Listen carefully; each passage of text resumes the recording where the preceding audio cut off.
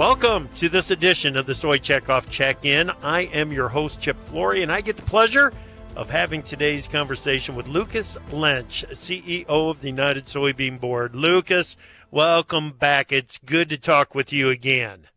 Chip, always a pleasure, my friend. Always a pleasure. Thanks for the opportunity. Fantastic. All right, Lucas, it's been a few months since we last checked in.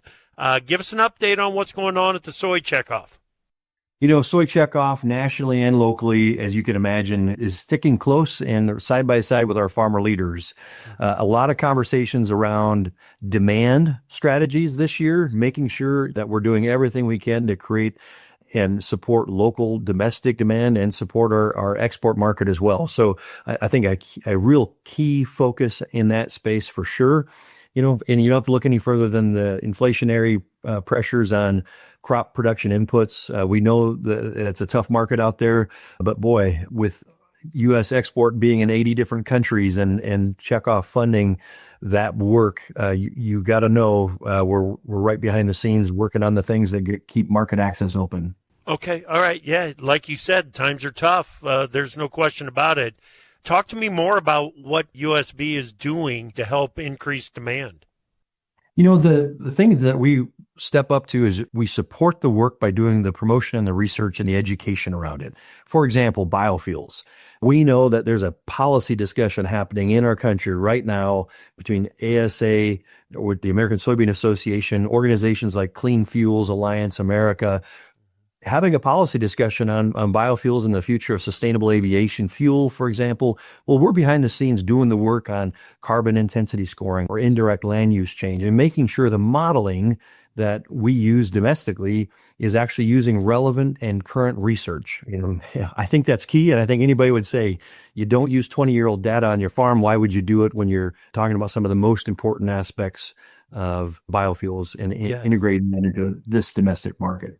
Yeah.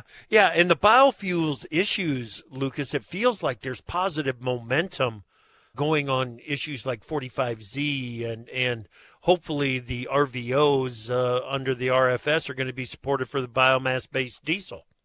Yeah, the folks that are touching that conversation, and we as Checkoff, we work on, again, the promotion, research, and education. But man, what an opportunity to drive and turn on the valve of domestic demand. Yeah. And farmers have been funding this. I mean, that's something for Checkoff listeners to also remember.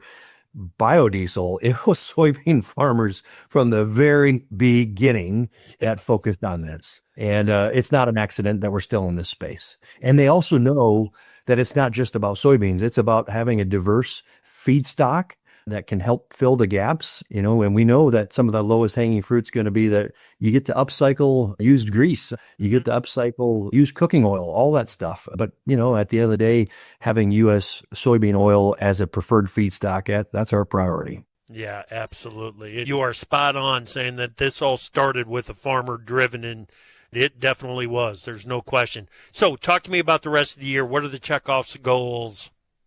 Well, first off, as I think about the rest of the year, communication. During tough times, people want to make sure, hey, are we doing exactly the work that we should be doing? And the 77 volunteer farmer leaders that oversee the United Soybean Board, they have been asking us as their staff to communicate and be transparent about the work that we're working through. So you may have received an email in your inbox with a little bit of a quarterly update from myself about things happening at the United Soybean Board.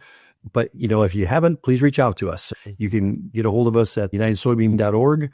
And all of that is a part of staying in touch. And as we look at the future feed, making sure we're taking care of our number one, number two customers of poultry and pigs.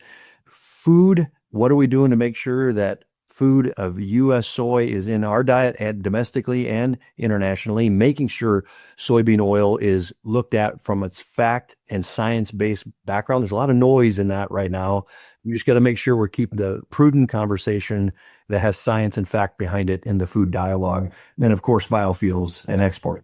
Yep. Fantastic. Thank you so much for joining us today, Lucas. Glad to be with you, as always, and be safe out there. Excellent. That is Lucas Lentsch, CEO of the United Soybean Board, and that wraps up this edition of the Soy Checkoff Check-In. I'm your host, Chip Flory. Thank you for listening, and don't forget, if you'd like to learn more about what the Soy Checkoff is doing, just head to www.unitedsoybean.org. As Lucas said, be safe, everyone. Now, let's get back to AgriTalk.